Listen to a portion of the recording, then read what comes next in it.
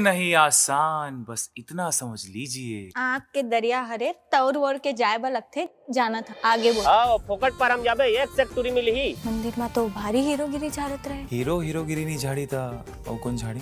वाह रे सारंगगढ़ के सिद्धार्थ मल्होत्रा हाथ धो के नहीं नहा धो के। कहाँ ले गया भाई ते अरे ते बैठना मोर हाथ लेका बढ़ रहा था। इतिहास गवाह है तुरंत सबसे ज्यादा मार पूरी चक्कर वही खाए है। अरे यार तो दूधी छन हवा लेना सुखा था बबला नहीं सकेल से क्या 2 रुपए किलो बेचते है। अतती ही करते है रीते वो जा रात में भात लता। के हिसाब से फोन से बहुत रेडिएशन फैलते, चिड़िया मन पर बिल्कुल हानिकारक होते।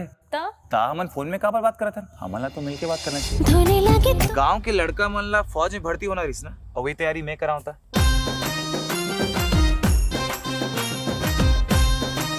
तुरंत हाथ बात चल। अरे तय फोन करे ता तोला का भूपेश बघेल फोन करी।